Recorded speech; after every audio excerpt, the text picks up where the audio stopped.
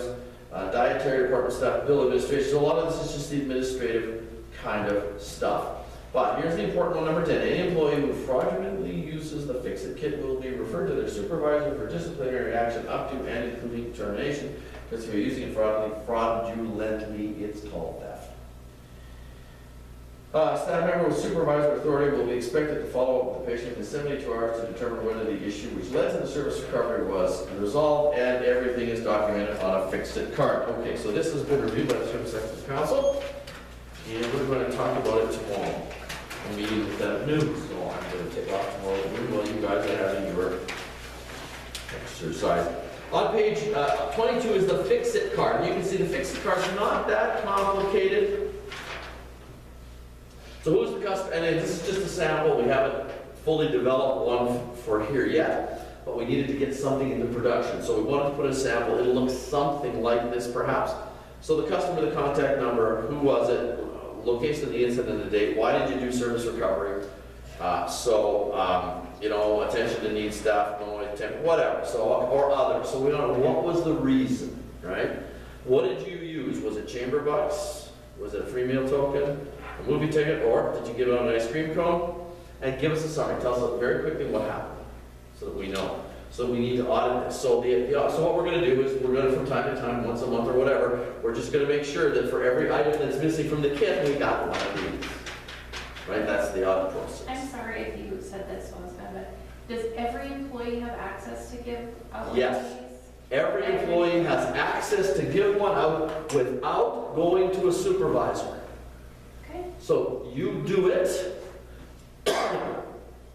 Everyone will be empowered to do this. With empowerment comes accountability. That's why you have to fill out the form. And no one ever makes a mistake. Right? We may talk to you about it. And the classical one was in one hospital I was at. It was absolutely hilarious. The SCAs told me the story, but they were doing the workshop. And there was one kid, he was so excited, he thought this was the greatest thing since sliced bread. He thought this was really good at dry. He was looking forward to something screwing up so he could actually use the service recovery kit. So finally something happened, and he gave the patient the entire service recovery kit. And they had to do service recovery to get the service recovery back, right? It was hilarious. Unfortunately, the patient was one of those kind of people they recognized that this probably wasn't the right thing for the kid to do, but they were gracious and whatever, and of course they gave it back. So that person's manager sat down and said, you know what, you did the right thing, absolutely, but maybe you need to not quite so generous the first shot out. So he was a little embarrassed, but that was okay. I mean, it was okay. So we're going to audit, we need to audit, and people may be spoken to. If it's just a little something, did you really need to give up $30? But if it's a big something, maybe you didn't need to do it. So again, just some explanations and for some coaching. But everybody is empowered to use this anytime. There's no restrictions. Yeah, absolutely.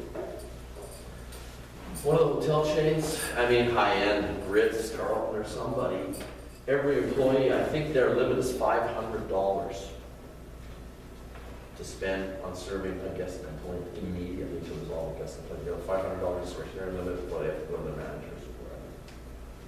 So, these numbers, by the way, were very carefully vetted, so we want to be really serious about them. We have to be very, very careful about perceptions and stuff. Okay, so procedure. So here's all the stuff that I just read out to you. It's on PowerPoint. It goes on and on forever. The Fix-It card. Okay. Excuse me. So how does it work? So here's a little flow chart. So let's walk through this. Staff member sees the need for intervention. The customer expresses a concern to initiate service recovery. So concur, apologize, respond, extend. So if the customer isn't satisfied when you go through these first steps that are on page, they got them all on one page. Cool. Fixer goes through the steps. We couldn't get them all on PowerPoint so you can read it. So you go to the customer satisfied, yes, cool, issue is resolved. And even if the issue is resolved, it's always a good idea, even if nothing was taken out of the kit, to record the incident. Because you just never know, The more data you give us, the better off we are. So if the customer isn't satisfied, you access the Fix-It kit, you determine the severity of the service failure and get the appropriate gift. You get the gift to the customer with a verbal apology. Are they satisfied? Yes, perfect. You complete the card, you put it in, issue is resolved. If no, it goes upstairs, so to speak. So again, this is a sample flow chart. Personally, when you're delivering this, I think the most effective way of doing this, because you're working in a team of 3, is to do a little skit. Just, you don't have to, say, can be sorry, it's not the way we do things, script it out. We'd like to give you a little, token, to say we're sorry.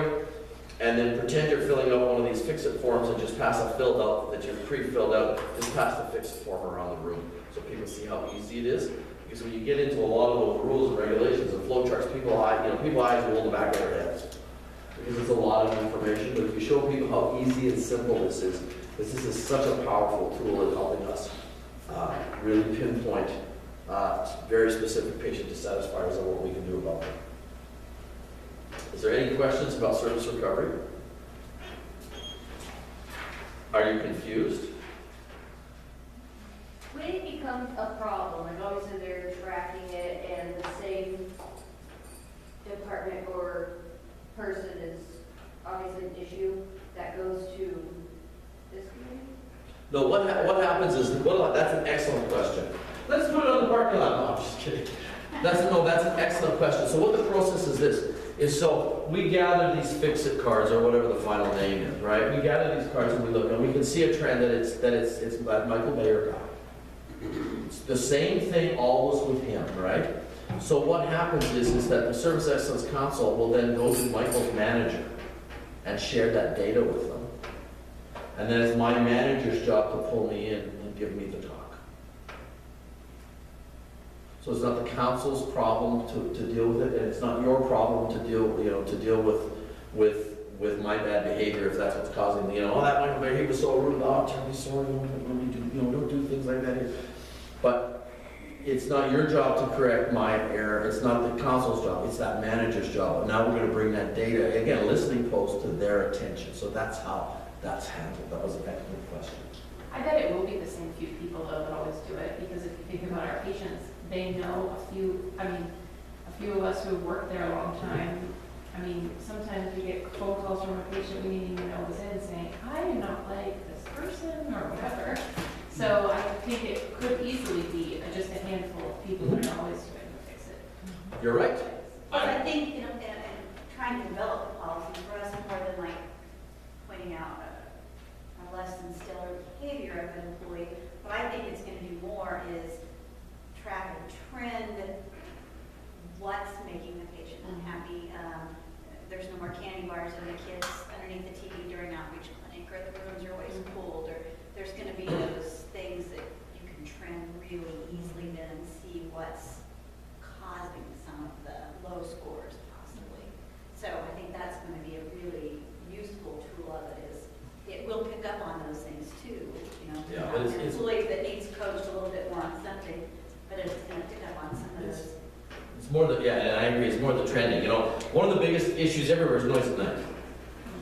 My brother-in-law was in the hospital a couple of years ago, or something, I don't even know what it was, I can't remember anymore. But I remember, going to visit him, so I say, so what's your biggest complaint? Just out of curiosity, right? Comparison, right? Dad, he said, it's so noisy here, man, I can't sleep. It's not just, it's everybody. So, to hear the noise, and if somebody complains about that and you want to do something, that's fine. There's the magic question that you've got to ask is, so what specifically was the noise that kept you awake? Was it people talking? Because the nurses, the nurses always complain for noise at night. And I don't know that that's right. And I would suggest to you that it's not. Not always. Maybe sometimes, but we're all guilty of noise, right? But what specifically is keeping you awake? What woke you up? What was the noise? So asking, as part of the process, asking the questions, it helps us pinpoint stuff down so that we can fix it. Again, I always blame, noisy ballasts or bearings in a fan or something like that, or something in the HVAC system's rattling its chain that hasn't been replaced that keeps you awake. So what I do, I yell at the nurses and put stop sign lights that, measure decibels and different colored lights. Sorry, I'm on the nurse's slide on this one. But again, it can really help us pinpoint those kinds of things. That's why this is so important, that we really use this and use this well. And it's interesting because, you know, when you track use, and we've done this in places, you know, it looks like this. Ooh. You know, your typical graph. You have the workshop, and the use goes, right? So why does it go down? And it goes down because, you know, we just don't want to use it anymore. We don't want to do it, or we can't be bothered. And actually, service recovery is the one thing that we cover every single year in our process because it's so important, and everybody experiences that curve. Are you getting better? Yeah. That's not generally the real reason behind the drop in use.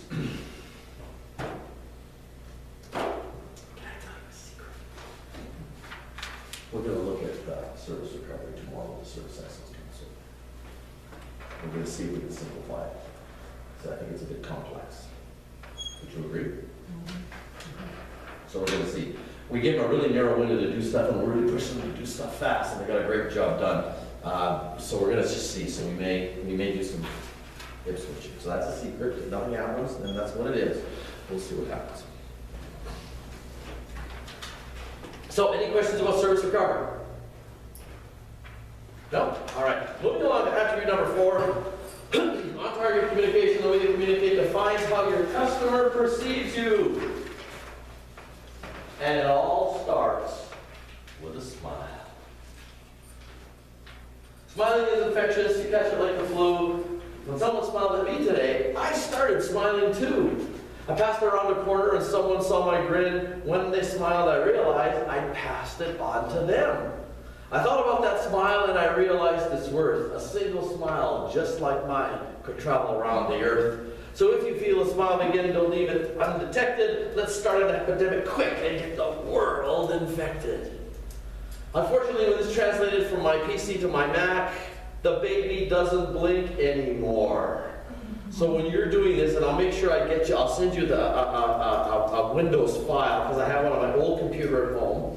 I will get that to you somehow. But when you do this, the baby's bottom eye, the baby blinks at you, and everybody will go, oh, that is so cute! And it is, and that's why I use it. I'm not bluntly honest. It is so cute. That little baby, everybody in the room starts smiling. You cannot not smile when a baby's smiling and blinking at you. I'm sorry. So it is just so cool. So that's animated. The eye is animated. It blinks. It's just so cool. And this lady does a dance. And this guy does, I think this guy does a little dance too. So it somehow got the animation tonight. So I'll send you the, and if I can't get it to work, then when I come, I'll bring it on a flash drive. And we'll make sure that when you're getting ready to do your workshops, that you'll have the animated ones, because this really is a cute little sequence. A guy said, somebody said this to me like 20 years ago, and I just love it. I just think it's so cute. And really, it's the bottom line. Get everybody smiling, get everybody happy, right? Changes the attitude, changes the atmosphere, changes everything. Okay, so what percentage of communication is words, tone, and nonverbal? So what do you think? What do you think? What part of, if the tone is 100%, what part of our communication is words? What percentage? 4? How about tone and how about tone? You can use the same words, but it depends on what the tone you use, how they're going to take it. That's right. So how important is the tone? If words are 4, what's tone? 60. 60? Okay, and body language is everything else? So that'll be 36. Use 4. All right. I like 4. Now, here's the facts. 7% of the message is words, 38% is tone, and 55% is body language for 100%. Now, I read an article, an interview with this guy, Maeve Brienne, and he said that this is the most misquoted of all of his research that he's ever done, and misused. Naja, was meine ich? Na, jetzt für Deutsch, und wenn hier es nur 7% wird, dann kann man wirklich anstimmen, ja? Did you know what I said? So if words are only 7%, and you do the rest right, which I did, you should have understood everything that I said, and that's what I said, by the way. I said, I speak German. So you have to contextualize this in terms of culture and everything else.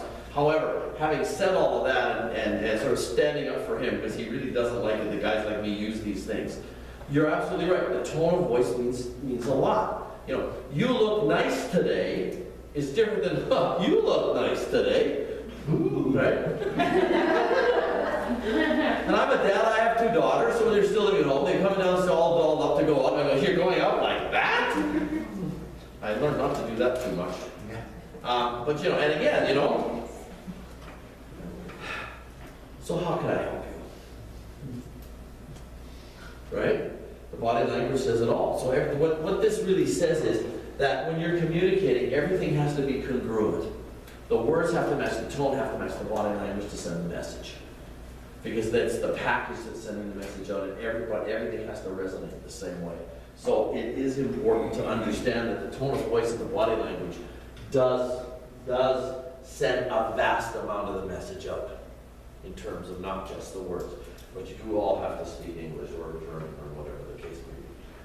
Okay, so always observe the 6-foot rule with eye contact and a smile. Anybody remember Walton? You know, I think if Sam Walton came back to Earth today and walked into a Walmart, Sam Walton would be disappointed in what Walmart's turned into. Sam Walton was, for saving money and cheap. But Sam Walton was also for service. And he figured if he had the cheapest prices in the world and the best service, that people would flock to his store. And he was right. Because I remember in the old days, it wasn't just, the welcome to Walmart, the greeter at the door. But when you would ask a Walmart employee, I'd like to buy, where would I find such and such a thing? They would say, come with me, and they would actually take you to where the such and such a thing was stocked on the shelf. You're lucky now if they even know they carry what you're asking for, right? So Walmart is just become different. This used to be part of their creed, and I think Sam would be disappointed. However, the 6-foot rule is very important, and it's about observing and saying hi to people, acknowledging people when you're just wandering around the hospital and doing things. It's so critical. So, how do we communicate other than the spoken word? Smile. Smile. Hand gestures. Hand gestures.